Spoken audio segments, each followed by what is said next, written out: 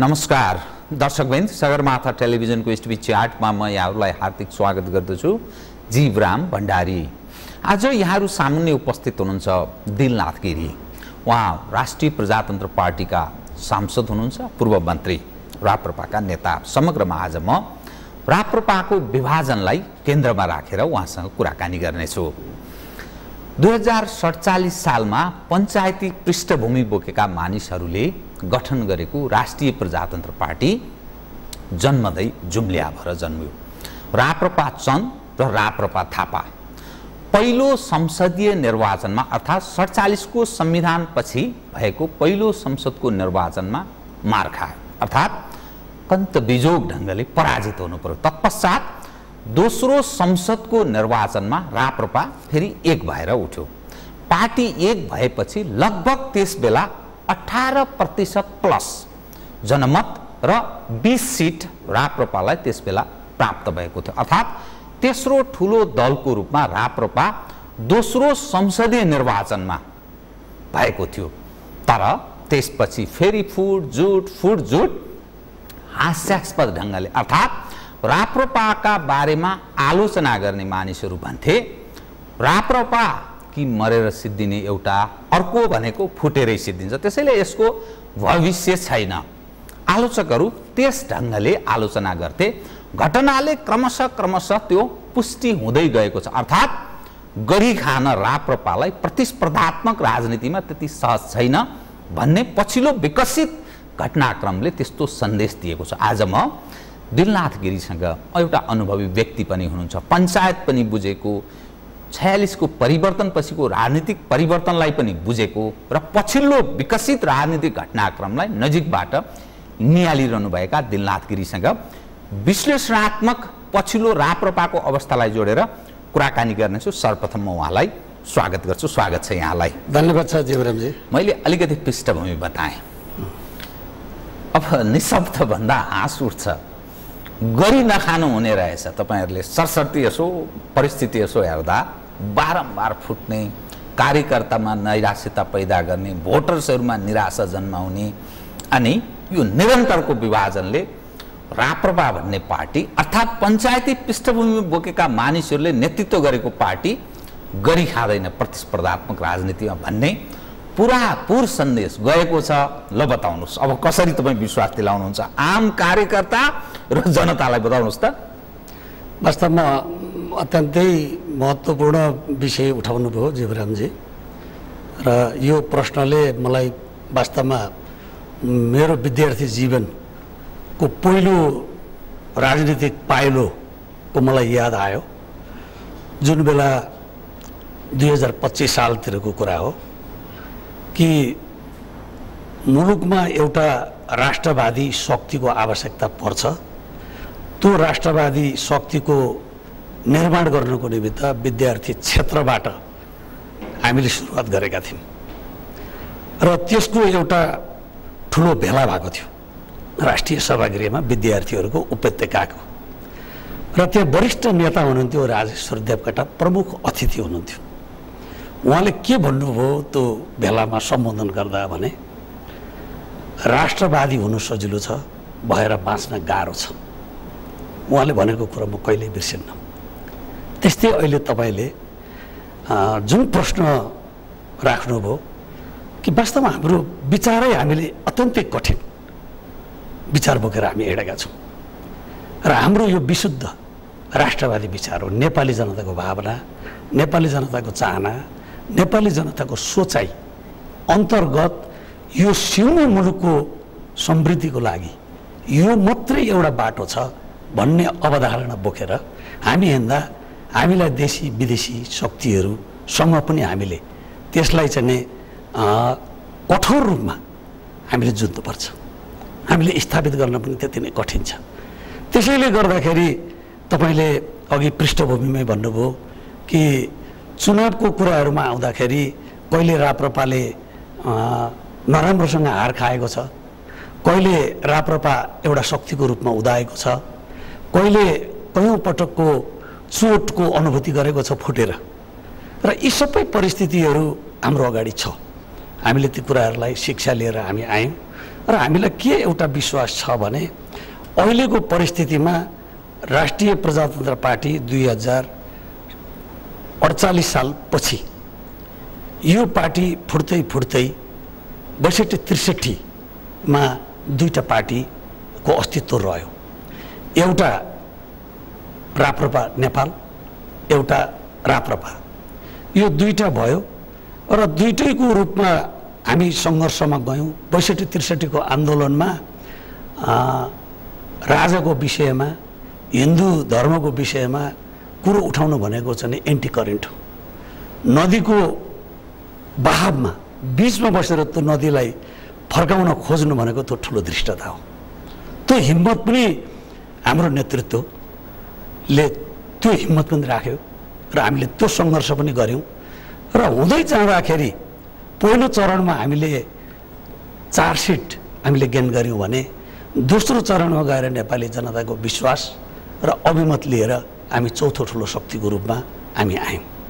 25 seat तपाईहरुलाई प्राप्त भयो दोस्रो संविधान सभामा। तर प्रत्यक्ष त जुत्नु भएन नि फेरि पनि। जितिन। अब त्यसको मतलब के हो त भन्दाखेरि कि यो चुनावमा प्रत्यक्षमा चुनाव जित्नु अथवा यसलाई चाहिँ पहिलो दोस्रो शक्तिको रूपमा स्थापित हुनको निमित्त हामीले के बुझ्यौँ भन्दा नेपाली जनताको अपार आस्था चाहना नेपालको हिन्दू राष्ट्रप्रति छ, संवैधानिक राष्ट्र संस्थाप्रति छ। त्यो एउटा शक्ति हो। त्यो शक्ति जसले चाहिँ यो देश टुक्रा टुक्रा र छिन्न भिन्न अवस्थामा थियो। जब ब्रिटिस साम्राज्यको अवस्थाबाट यसलाई जोगाएर राख्नु त्योभन्दा अर्को विकल्प थिएन पृथ्वीनारायण शाहलाई। र पृथ्वीनारायण शाहको अथक मेहनत परिश्रमबाट यो सिङ्गो नेपालको निर्माण गरेर हामीलाई पहिचान दियो नेपाली भन्ने विश्वमा। आज त्यही नामबाट हामी चिन्छौँ। तर हामी हिँड्दैछ पाइला मेट्दैछौँ भन्ने जस्तै आज त्यत्रो महान एउटा स्रष्टालाई हामी बिर्सिँदैछौँ।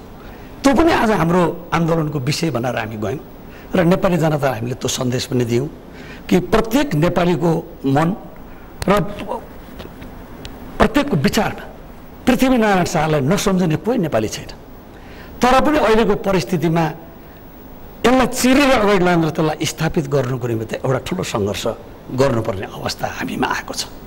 र यो सबै कुराहरू एकातिर छ भने अर्कोतिर के भनेदेखि यो शक्तिलाई कसरी कमजोर बनाउन सकिन्छ भन्ने पक्ष पनि त्यति नै दह्रो रूपमा छ। त्यो चाहिँ कसले गरिरहेछ बताउनुहोस् त।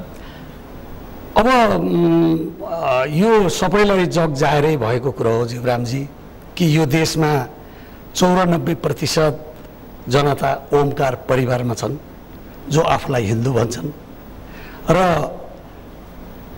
त्यो हिन्दुत्वलाई समाप्त पार्नको निमित्त 62-63 सालको आन्दोलनको विषय थिएन। विषय नै नभएको कुरा जबरजस्ती रूपमा यसलाई प्रवेश गराइयो। संवैधानिक राज संस्थाको विरुद्धमा थिएन, राजाको निरङ्कुशताको विरुद्धमा मात्रै 62-63 को आन्दोलन थियो। राजालाई पनि किनारा लाउने काम गरियो, हिन्दू धर्मलाई पनि किनारा लाउने काम गरियो र हुँदा हुँदै चाहिँ नि तपाईँको नेपाली जनता तराई मधेस पहाड हिमालमा समन्वयात्मक रूपमा मिलेर बसेको जनतालाई सङ्घीयताको चाहिँ नि जुन किसिमको चाहिँ नि अवधारणाबाट घर घरमा चाहिँ नि विभाजन ल्याउने काम गरियो। यो मुलुकको हितको निमित्त थिएन भनेर हामीले यो प्रश्न उठाउनु, यो विषयलाई आन्दोलित गर्नु हामीले ज्यान जोखिम थियो। त्यस बेला हामीलाई सामान्य अवस्था थिएन हाम्रो। तर पनि हामी यो मुलुकको वास्तविकता हो, यो यथार्थ हो र नेपाली जनतालाई यदि यसमा ऐक्यबद्धता हुन सकेन भने हामीले हेर्दा हेर्दै बेलुका सुतेका सिक्किमेलीहरूले बिहान उठ्दा सिक्किम भेटेनन्, देख्न पाएनन्। त्यस्तै स्थिति यो मुलुकमा ल्याउने चलखेल बढेर गयो र त्यो स्थितिलाई रोक्नुको निमित्त हामी आफू मरेर पनि यो राष्ट्रलाई जोगाउनुको लागि योभन्दा बाहेक अर्को बाटो भएन भनेर हाम्रो नेतृत्व कमल थापाले गर्नुभयो। एउटा साहसिक नेतृत्व हो उहाँको, निडर, र यो राष्ट्रको यो आवश्यकतालाई परिपूर्ति गर्छु तर म मरे पनि मर्छु भन्ने उद्देश्य राखेर उहाँ अगाडि हिँड्नुभयो। हामी आज त्यस ढङ्गबाट एउटा मुलुकलाई तरङ्गित बनायौँ र यही स्थितिमा धेरै राप्रपामा भएका साथीहरू राप्रपा नेपालमा प्रवेश गर्ने काम भयो र हुँदा अब राप्रपाभित्र एउटा खैलाबैला भयो कि अब कि पार्टी मिलौँ। यो देशव्यापी रूपमा कार्यकर्ताको दबाब थियो। पार्टी अब एक भएर हिँड्नुपर्छ। हाम्रो पुरानो पृष्ठभूमि एउटै पृष्ठभूमि छ, हाम्रो विचार एउटै छ, सिद्धान्त एउटै छ र यो त पछि 62-63 पछि आयातित एउटा विचारलाई लिएर केही साथीहरू उतातिर लाग्नु भएको मात्रै हो। तर त्यो विचार हाम्रा चाहिँ साथीहरूको विचार होइन। त्यो गणतन्त्रको विचार भनेको कुरो नेपाली काङ्ग्रेसको पनि होइन, एमालेको पनि होइन। गणतन्त्र, धर्मनिरपेक्षता र सङ्घीयता भनेको यो विषयवस्तु भनेको माओवादीको यो एजेन्डा हो। त्यो एजेन्डालाई बोकेर राप्रपाले हिँड्नु भनेको कुरा त्यो फलामको चिउरा खानु सर हो, त्यो सम्भव थिएन। त्यसैले गर्दाखेरि उहाँहरू कार्यकर्ताको दबाब थियो, हाम्रा शुभेच्छुक नेपाली जनताहरूको दबाब थियो, पत्रकार, बुद्धिजीवी सबै तह तबकाका मान्छेको दबाब हो। मिल तिमीहरू मिल्यौ भनेदेखि वैकल्पिक राष्ट्रवादी प्रजातान्त्रिक शक्तिको निर्माण हुन्छ र तिमीहरू पहिलो शक्तिको रूपमा स्थापित हुन्छौ भन्ने हामीलाई दबाब थियो। त्यसै आधारबाट हामी मिल्यौँ र हामी एक ठाउँमा गयौँ। तर यसले ल्याएको तरङ्गलाई सहन नसकेर विदेशीहरूमा छटपट्टि भयो। त्यो छटपट्टिको प्रयोग तात्कालीन रूपमा अब यस्तो माहौल सिर्जना भयो जीवरामजी कि हामी एक भयौँ मङ्सिरमा। मेचीदेखि महाकालीसम्म ठुला ठुला आमसभाहरू भए। ती ठुला ठुला आमसभाहरूमा चाहिने कमल थापा, पूर्व प्रधानमन्त्री लोकेन्द्र बहादुर चन्द, पशुपति शमशेर राणा, डाक्टर प्रकाश चन्द्र लोहनी प्रमुख वक्ताहरूको रूपमा चाहिँ उहाँहरूले भाषण गर्दै हिँड्नुभयो र के भन्नुभयो नेपाली जनतालाई सन्देश दिनुभयो भने अब उपरान्त हाम्रो कारणबाट पार्टी फुटाउने काम गर्ने छैन। अब हामीले त्यो शिक्षा लियौँ। अब यस शिक्षालाई लिएर अब हामी कहिल्यै पनि पार्टी विभाजन गर्ने काम र नेपाली जनताको भावना र चाहनाको लाई ठोस पुर्याउने काम हामी गर्दैनौँ र गऱ्यौँ भने तपाईँहरूले भोट नदिनु हामीलाई। यो हाम्रो प्रतिबद्धता हो भनेर मेचीदेखि महाकालीसम्म ठुला ठुला आमसभामा प्रतिबद्धता व्यक्त गरियो। फागुनमा चाहिँ नै हामीले महाधिवेशन सम्पन्न गऱ्यौँ। सम्पन्न गरेको 7 दिन पनि नबित्दै त्यसले एउटा यस्तो तरङ्ग ल्याइदियो। तपाईँलाई थाहै छ, तपाईँकै टेलिभिजन मार्फत यसले चाहिँ लाइभ पनि दिइराखेको थियो कि बिरगुटी मण्डपमा भएको आमसभामा चाहिँ शीर्षस्थ नेताहरूले प्रतिक्रिया दिइराख्नु भएको थियो, सम्बोधन गरिराख्नु भएको थियो कि राप्रपा अब एउटा सशक्त दलको रूपमा यो स्थापित हुन्छ भन्ने सबैको त्यो किसिमको थियो। र त्यसलाई अब कसरी यसलाई कमजोर बनाउने, यसलाई चाहिँ समाप्त पार्नको निमित्त के गर्ने, यो त काङ्ग्रेसलाई पनि थ्रेट हुने भयो। किनभने यो प्रजातन्त्रवादी शक्ति हो नि, राष्ट्रिय प्रजातन्त्र पार्टी राप्रपा भनेको। त्यसले गर्दाखेरि यो चाहिँ धर्मको दृष्टिकोणले पनि यो बलियो छ। 94% जनताको आस्थाको केन्द्रको रूपमा रहेको विचारलाई बोकेको छ भने यो राष्ट्रवादी छ। फेरि नेपाली जनतालाई आफ्नो केन्द्र बिन्दुमा राखेर चाहिँ काम गर्छ। विदेशी प्रभावबाट चाहिँ यसले चाहिँ अलग राख्न खोजेको छ नेपाली भूमिलाई भनेपछि यस्तो बेलामा अब केही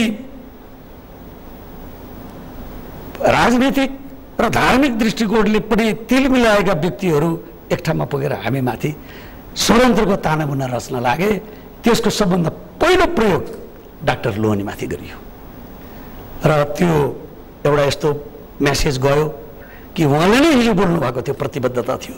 अब हामी फुट्ने छैनौँ, हामी कहिल्यै पनि अब तपाईँहरूको मनलाई ठेस पुग्ने गरेको काम गर्ने छैनौँ भनेको ठाउँमा उहाँले नेतृत्व लिएर बाहिरिनु भयो। र त्यसपछि त्यसको एउटा मेसेज गयो कि उहाँले जो अभियोग लगाएर जानुभयो त्यो अभियोग लगाउनुभन्दा अगाडि कमल थापाको नेतृत्व स्वीकार त उहाँहरूले बसेर गर्नुभएको थियो। त्यति बेला सोच्नु पर्थ्यो त्यो त्यहाँभित्र त्यो गलत छ भनेदेखि त्यो सुध्रिँदैन भने हामी यो पार्टीभित्र एकीकृत हुँदैन भन्ने त्यो हिम्मत र त्यो हैसियत राख्नु पर्थ्यो नि। उहाँहरूले राख्नु भएन, एकीकृत हुनुभयो, तरङ्गित भयो, मुलुक अब चाहिँ नयाँ शक्तिको रूपमा राप्रपा अगाडि बढ्ने भयो भनेपछि अब त्यसलाई विखण्डन गर्नको निमित्त उहाँ पहिलो प्रयोग गर्नुभयो। उहाँले विभिन्न 8 बुधे विभिन्न असहमतिका कुराहरू बाहिर ल्याउनु भयो। त्यसले पनि एउटा मेसेज गयो र त्यही बेलामा अर्को एउटा यो संविधान संशोधन का विषयवस्तुलाई जोडेर हाम्रा केही सांसदहरू हराएको कुराले एउटा व्यापकता पायो मिडियाहरूमा। त्यसको पनि एउटा सन्देश गयो।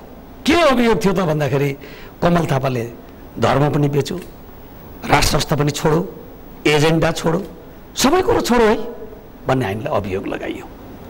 जबकि राप्रपाको निमित्त संवैधानिक राज संस्था, हिन्दू राष्ट्र र स्थानीय स्वायत्त शासन प्रणाली यो राप्रपाको प्राण हो। जसरी मानिसलाई जीवित बनाउनको निमित्त श्वास प्रश्वासको आवश्यकता पर्छ, त्यस्तै राप्रपालाई एउटा अस्तित्वमा र एउटा राजनीतिक पद्धतिमा विश्वास गर्नको लागि यो एजेन्डा छोडो भने राप्रपा रहँदैन। त्यो कुरालाई समेत भ्रम पारियो। त्यो कसले गरे त्यो? अब मैले यो जो कुरा भनिराखेको छु यो मैले अघि नै निवेदन गरेँ, यो जग जाहेर छ, सबैलाई नै थाहा छ है कि जसले हिन्दू राष्ट्र चाहँदैन, जसले संवैधानिक राज संस्थाको आवश्यकता ठान्दैन र जसले स्थानीय स्वायत्त शासन प्रणाली चाहँदैन, त्यही तत्त्वहरूबाट यसलाई आक्रमण भयो। अनि त्यो 8-10 जना जो सांसद हराए नि तपाईँका पुराना अलिक केही समय पहिले, हजुर, त्यो फेरि पुराना राजाले हराइदिए, राजाले चाहिँ फुटाउन खोज्या भनेर कमल थापाजीले बोल्नुभयो भन्ने पनि सुन्नमा आयो। अनि त्यसरी त्यसलाई अतिरञ्जित रूपमा चाहिँ त्यसलाई प्रचार प्रसार गरियो। कमल थापा स्वयं मैले अघि निवेदन गरिहालेँ कि यो विचारको निर्माण गर्ने नै कमल थापा, संवैधानिक राज संस्था, हिन्दू राष्ट्र र स्थानीय स्वायत्त शासन प्रणालीले मात्र यो राष्ट्र जोगिन्छ है भन्ने चाहिँ नै कमल थापाको त्यो अकाट्य विचार हो। तर त्यो विचारमा खै त कमल थापाजी अर्थात् तपाईँहरू अडेको देखियो त। जुन ढङ्गले दोस्रो संविधान सभामा तपाईँहरूलाई मानिसले मत जाहेर गरे, तपाईँहरूलाई 25 स्थान संसदमा प्राप्त भयो नि संविधान सभामा, तदनुरूप तपाईँहरू कहाँ अड्नुभयो त? कहिले कुन सरकारमा गएको छ, कहिले कुनमा गएको छ, कहिले निस्केको छ, अनि कहिले संविधान संशोधनको पक्षमा हामी मत जाहेर गर्छौँ भनेको छ, कहिले संविधान संशोधनको विपक्षमा मत जाहेर गर्छौँ भनेको छ। त्यो अडेको कहाँ देखियो त बताउनुहोस् त? किनभने विचार आफ्नो ठाउँमा ठिक या गलत होला, तर देखिँदा त यो मानिस अडेको छ, यो विचारमा यो पार्टी कसेर अड्छ है भन्ने देखिनु पर्थ्यो नि त। एकदम महत्त्वपूर्ण कुरा हो यहाँले उठाउनु भएको छ जीवरामजी। वास्तवमा चाहिँ नै हामी विचारमा हामी प्रतिबद्ध छौँ, हामी जहाँको त्यहीँ छौँ, तर हामीलाई चाहिँ नै के भयो भनेदेखि यो सरकारमा गएको विषयलाई लिएर राष्ट्रपति उपराष्ट्रपतिलाई समर्थन गरेको प्रस्ताव र समर्थक भएको विषयलाई लिएर विभिन्न प्रकारबाट टिक्का टिप्पणीहरू भएका छन् र ती कुराहरूलाई हामीले चाहिँ नै त्यसलाई चिर्न नसकेको त्यो एउटा अवस्था होला। तर पनि म तपाईँको यो लोकप्रिय टेलिभिजन मार्फत सम्पूर्ण दाजुभाइ दिदीबहिनीहरूलाई के म आग्रह गर्न चाहन्छु भने कि यो संविधानले के कुराको चाहिँ नै ग्यारेन्टी गरेको छ भने कि यो संविधान अपरिवर्तनीय होइन, यो परिवर्तनशील संविधान हो भन्ने एउटा कुरो त्यो निश्चित गरेको छ, सुनिश्चितता गरेको छ। र हामीले के गर्यौँ भन्दाखेरि चाहिँ सरकारमा जाने विषयलाई लिएर जुन ढङ्गबाट हामी गयौँ कि संसदीय प्रणालीमा नेपाली जनताको आकाङ्क्षा र चाहनालाई परिपूर्ति गर्नको निमित्त त्यो समस्या समाधान गर्ने सबैभन्दा मूल थलो भनेकै सरकार हो। सरकारमा नगइकन जनताको भावनालाई सम्बोधन गर्न सकिँदैन।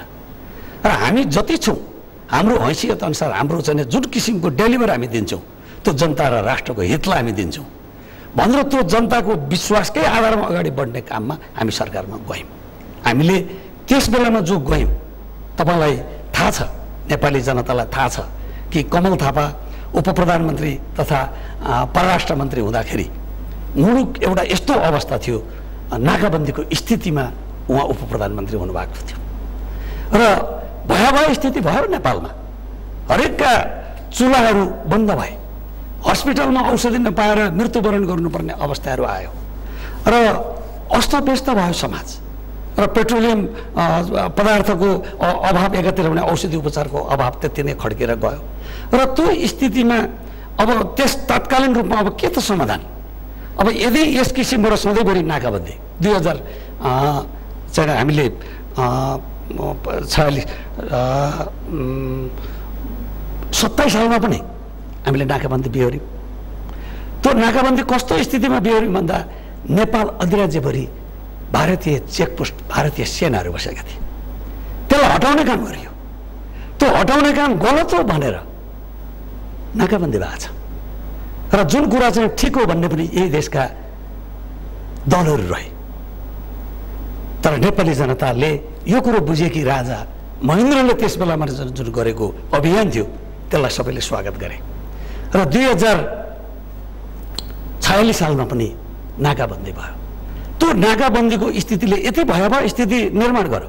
तर एउटा बहादुर र राष्ट्रवादी नेता प्रधानमन्त्री थिए मरिचमान सिंह श्रेष्ठ, जसले नेपाली जनतालाई कुनै प्रकारको चाहिँ फिल नहुने गरी त्यो नाकाबन्दीको व्यवस्थापन गरेर कहाँबाट के आवश्यकता छ जनताका आधारभूत आवश्यकतालाई परिपूर्ति गरेका छ। त्यस्तै किसिमबाट 62-63 पछिको यो यत्रो ठुलो चाहिँ जो नाकाबन्दी भयो, जो भयावह स्थितिमा भयो, सधैँभरि नेपाली जनताले यो आक्रान्त रूपमा जहिलेसुकै पनि नाकाबन्दीका पीडा भोगिरहनु, यसको विकल्प के छ त भनेर तत्कालीन केपी सरकारको सरकारमा कमल थापा र केपी शर्माको संयुक्त प्रयासबाट वैकल्पिक वाणिज्य तथा पारावन सन्धि उत्तरसँग गर्ने सहमति र सम्झौता भयो, जसले गर्दाखेरि नेपाल एउटा सार्वभौम सत्ता सम्पन्न स्वतन्त्र राष्ट्र हो भन्ने पहिचान हामीले त्यहाँ दियौँ। यो उत्तरी क्षेत्रका चाहिँ 7वटा नाका चाहिँ चीन सरकारले चाहिँ को सहयोगमा चाहिँ खोल्ने किसिमको सम्झौता भयो। त त्यस्तै प्रकारबाट चाहिँ मेट्रो ट्रेन सञ्चालन गर्ने र पेट्रोलको उत्खनन गर्ने र के अरे उसमा चाहिँ लुम्बिनीसम्म चाहिँ मेट्रो ट्रेन सञ्चालन गर्ने यी यावत कुराहरूका सन्धि र सम्झौता भए भनेपछि अत्यन्तै नेपाली जनता र राष्ट्रको लागि उल्लेख्य काम गऱ्यो नि त। हामी सरकारमा गएर हामीले दिएको डेलिभरी हो त्यो। त्यस्तै ढङ्गबाट चाहिँ राष्ट्रलाई यदि त्यो किसिमको दिएको थिएन भने हामी अहिले पनि एउटा देशप्रति मात्रै चाहिँ प्रतिबद्ध हुने थियौँ। हामी एउटा दबिएर बस्नुपर्ने, स्वतन्त्र हुन सक्दैन थियौँ। त यी सबै कुराले गर्दा सरकारमा जानु आवश्यकता छ। विकासको कुराहरूलाई गरेर, तपाईँको चाहिँ जनताको समृद्धिको कुराहरूलाई गरेर, यो व्यथितिको अन्त्य गर्नको लागि, सङ्क्रमणकालको अन्त्य गरेर नेपाली जनतालाई सुख र शान्तिको अनुभूति दिलाउनको लागि सरकारमा त जानै पर्छ। सरकारले नै यो कुरो गर्ने, सरकारभन्दा बाहिर बसेर गर्न सकिँदैन। त्यसले गर्दाखेरि हामीले गल्ती गरेका छैनौँ। तर हामीले गरेको कामको चाहिँ जुन ढङ्गबाट प्रचार प्रसार नेपाली जनताको घर दैलोमा पुर्याउने काम हाम्रो केही कमी कमजोरी भए र हामीलाई मन नपराउने मान्छेहरूले सत्यानाशै गरेर राप्रपाले छोडो सबै सिद्धान्त, राष्ट्रपतिको पनि समर्थन गरौँ, उपराष्ट्रपतिको पनि प्रस्तावक बसो। मै प्रस्तावक थिएँ र मैले त्यति बेला त्यो मिडियामा मैले भनेको थिएँ, मलाई प्रश्न गरेको थियो, तपाईँले उपराष्ट्रपतिलाई समर्थन गरेर नेपालमा चाहिँ अब गणतन्त्रलाई तपाईँले समर्थन गर्नुभयो भने त अब नेपालको राज संस्था कहिल्यै नेपालमा फर्किँदैन भन्ने बुझ्दा हुन्छ भन्ने प्रश्न गर्नुभयो थियो मलाई है। मैले इमेजमा इन्टरभ्यू दिनुभएको थियो हाम्रो ठाकुर बेलबासेले। मैले उहाँलाई के भने भन्दाखेरि, ठाकुरजी अत्यन्तै महत्त्वपूर्ण कुरा भन्नुभयो। अब एउटा बताउनुहोस् त, जुन ढङ्गले नेपालको राजनीतिक विकास भइरहेको छ नि, तपाईँहरूले जुन भूमिका निर्वाह गराउने प्रयत्न गरिरहनु भएको छ, तपाईँहरू त अब भूमिका सुन्ने हुनुभयो नि त। तपाईँले कमल थापाजीको पनि कुरा गर्नुभयो, विचारको पनि कुरा गर्नुभयो, तर इतिहास हेर्नुहोस् त, निरन्तर कमल थापाको नेतृत्वमा नेताहरू अड्न सकेको छैन। पद्मसुन्दर लाउतीदेखि केशरबहादुर विष्टदेखि लोहनीसम्म, प्रकाशचन्द्र लोहनी हुँदै अब पशुपति शमशेरसम्म आइपुग्दा अब कहीँ न कहीँ कमल थापाको कमजोरी त होला नि। त्यो प्रशंसा मात्रै गरेर हुन्छ, रिजल्टमा केही आउँदैन, पार्टीको अभिगत यो भइसक्यो। अब कसरी चल्छ बताउनुहोस् त। एउटा कुरो निश्चित कुरा हो जीवरामजी, अब किन भनेदेखि कुनै पनि एउटा विचारलाई तार्किक निष्कर्षमा पुर्याउनको लागि सबभन्दा पहिलो कुरो नेतृत्वको आवश्यकता पर्दछ, बलियो नेतृत्वको आवश्यकता पर्दछ। म विगतमा तपाईँलाई अलिकति म एउटा उदाहरण दिन चाहन्छु कि विगतमा केपी शर्मा ओलीको सरकार हुँदाखेरि चीनको भ्रमण भयो र त्यो भ्रमणको सदस्य म पनि थिएँ। म चीनमा पुगेँ। चीनको विगत र उदाहरण नदिनुहोस् न, एकदम इन सर्ट बताउनु। मैले निवेदन गर्न खोजेको कुनै पनि प्रगति अहिले तपाईँको जो चीनले गरेको तरक्कीको कुरा सुनिराख्नु भएको छ, त्यो तरक्की भनेको कुरो स्थिर नेतृत्व हो। नेतृत्वप्रतिको प्रतिबद्धता हो त्यहाँ। तपाईँको चाहिँ हाम्रो जस्तो 3 महिनामा चाहिँ सरकार परिवर्तन गर्ने नेतृत्व छैन त्यहाँ एटलिस्ट 10 वर्षसम्म एउटा सरकारले काम गर्छ र एउटा योजना र कार्यक्रम लिएर चाहिँ 10 वर्षभित्रमा त्यो तोकिएको सीमाभित्र यो काम पुरा गर्नै पर्छ भन्ने प्रतिबद्धता चीन सरकारमा जाने नेतृत्वले लिएको हुन्छ। त्यो काम पुरा गर्न सकेन भने त्यो दण्डित हुन्छ। त्यस्तै प्रकारबाट हामी कहाँ पनि कमजोर नेतृत्व भएको हुँदाखेरि त्यो निष्कर्षमा पुग्न सक्दैन, विदेशीहरू हाबी हुन्छ। अर्काको इन्ट्रेस्टको लागि हिँड्ने नेतृत्व भयो भने यो देश कहिले पनि उँभो लाग्दैन। जो विगतमा तपाईँले सुन्नुभएको थियो 78 भन्दा अगाडिको 1978 भन्दा अगाडिको चीन आधा जनसङ्ख्या त भोकै थिए, तर आज विश्वको पहिलो शक्ति राष्ट्र बन्यो नि त। इच्छा शक्ति हुँदाखेरि नेतृत्व बलियो भयो भने त्यो हुँदो रहेछ। त्यसो हुँदाखेरि अहिले नेपालमा कमल थापाको नेतृत्व बलियो स्थायी प्रकारको र यो एजेन्डा चाहिँ कार्यान्वयन गर्न सक्ने क्षमता भएको हुँदाखेरि अब यही माथि प्रहार गर्नुपर्छ भन्ने किसिमबाट देशी विदेशी शक्ति केन्द्रित भएको। तपाईँलाई म एउटा उदाहरण दिउँ।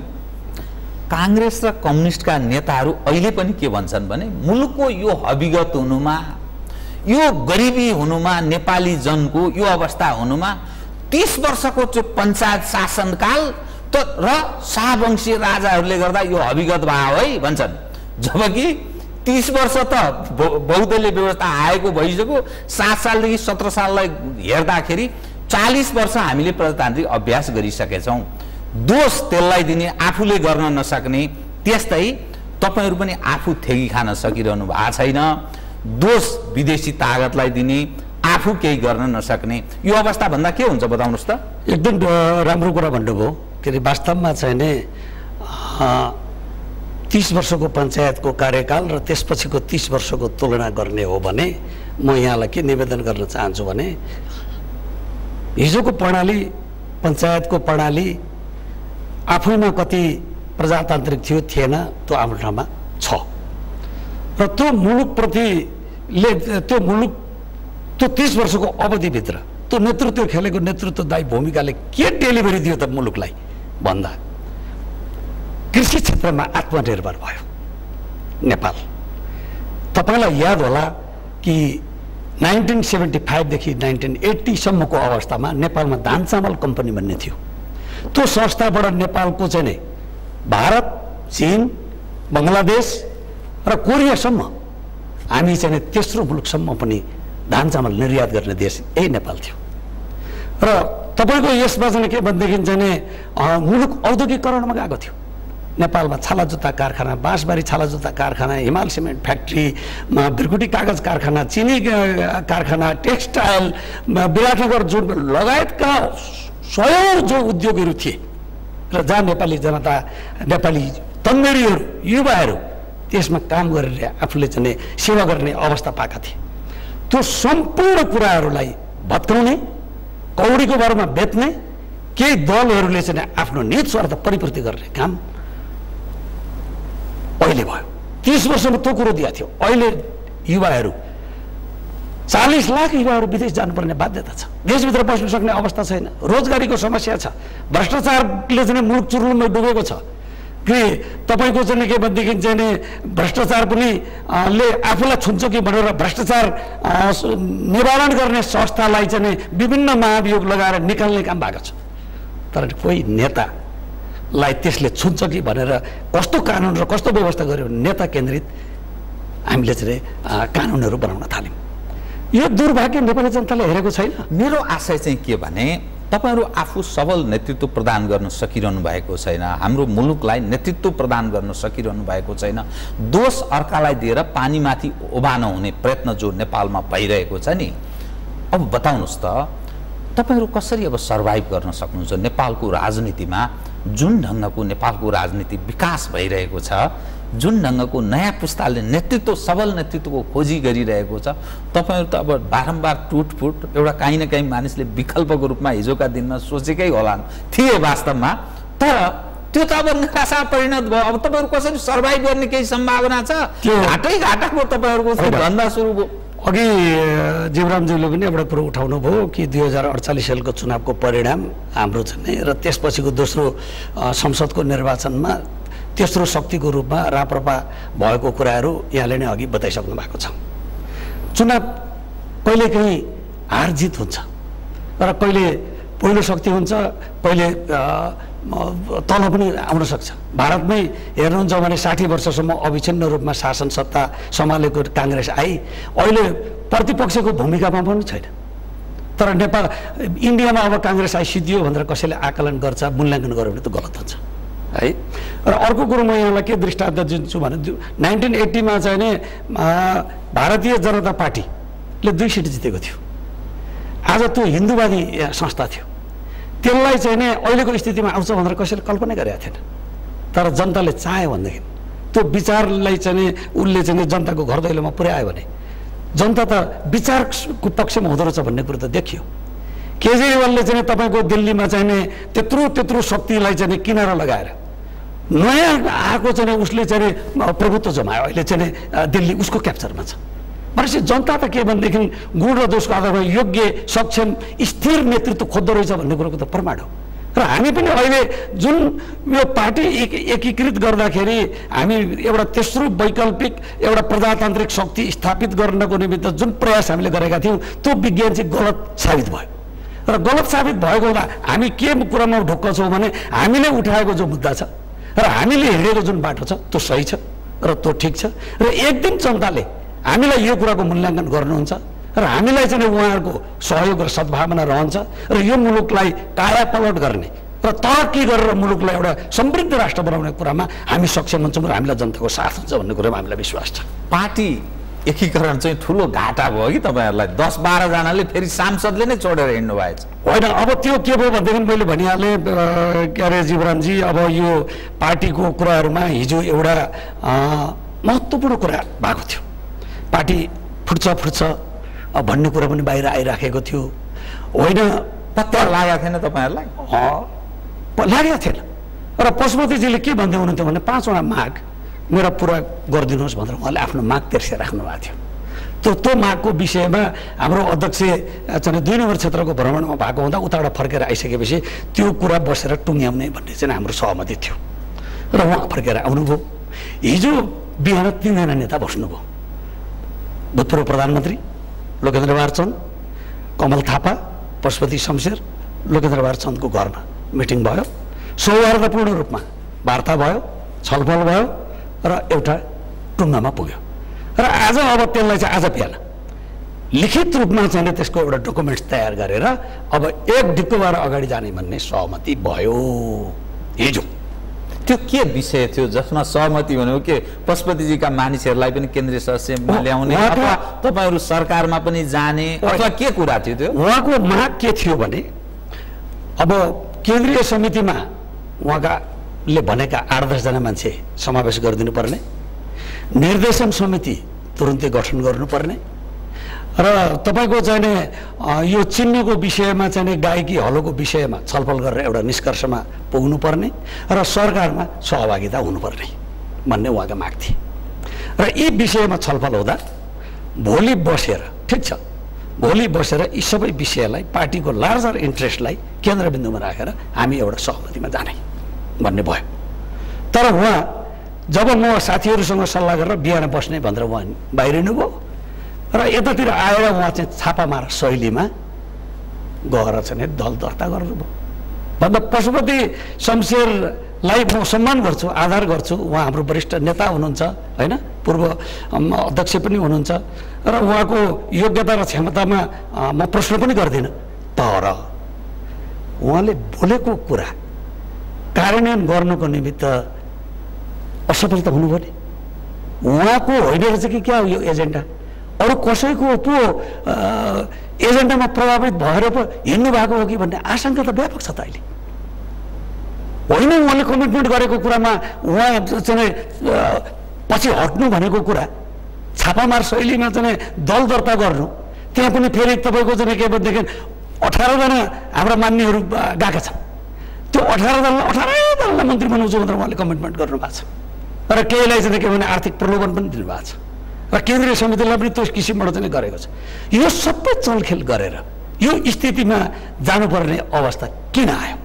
किन बिहान मिटिङमा चाहिँ त्यो कुराहरू एउटा सहमति गर्नुभयो, जाँदाखेरि अर्को कुरा गर्नुभयो भन्दाखेरि यहाँ कसैको इन्ट्रेस्टको सम्भाग त होइन भन्ने प्रश्न जटिल रूपमा खडा भएको छ नि त। अनि एक खाले थिए नि यी रामकुमार सुब्बा लगायतका कि यी कट्टर आफूलाई राजावादी बनाउने हिन्दूवादी बताउने यिनीहरूले नि छोडे। यसले हेर्दा त तपाईँहरूको के देखिन्छ भने तपाईँहरूले राजा र हिन्दूवालासँग पनि काहीँ न काहीँ धोका दिनुभएको थियो कमल थापा तपाईँ दिलनाथ गिरीहरूले, त्यस कारणले यिनीहरूले नि छोडे भन्ने पो अर्थ लाग्ने हो नि त। एकातर्फ गणतन्त्रको कुरा गर्ने अब पशुपति सुनिल थापाजीहरू पुरानै भए, अनि फेरि यी हिन्दूवाला र राजाको कुरा गर्नेले पनि छोडेपछि त नो वेयर भन्छ नि, तपाईँहरू न यताको न उताको जस्तो देखिन लाग्यो त। के भयो त्यसमा एकदम चाहिँ महत्त्वपूर्ण कुरा हो यो कि वास्तवमा चाहिँ नै अघि मैले एउटा मिडियामा सुन्दै थिएँ कि एकजना उदाहरण नदिनुहोस् है एकदम इन सर्टमा, किनभने समय धेरै हुन्छ। एकजनाले के भन्दै हुनुहुन्थ्यो भने अब तपाईँहरूको कार्यनीति के हुन्छ भनेर पत्रकारले सोधिराखेको थियो।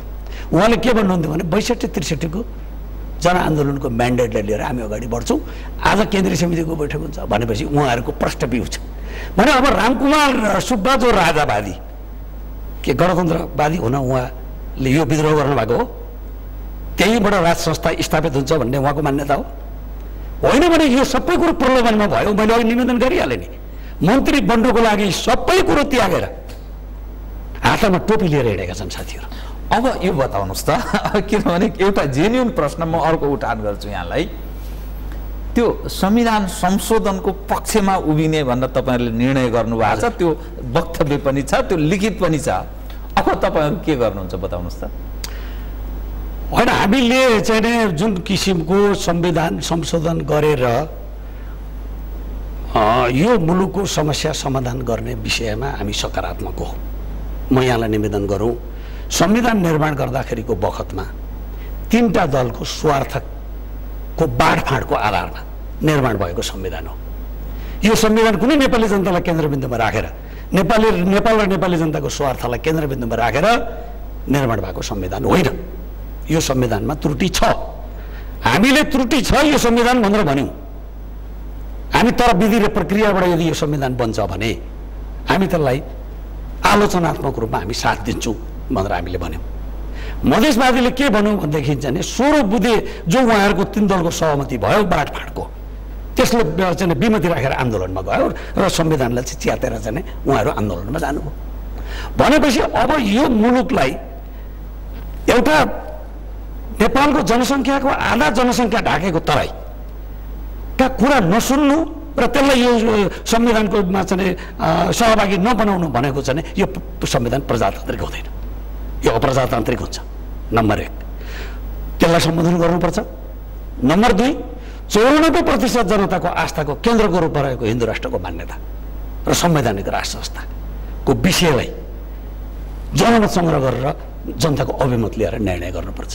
यो 2टा विषयमा चाहिँ हामी केन्द्रित भएर यो संविधानलाई हामी आलोचनात्मक रूपमा समर्थन गर्यौँ।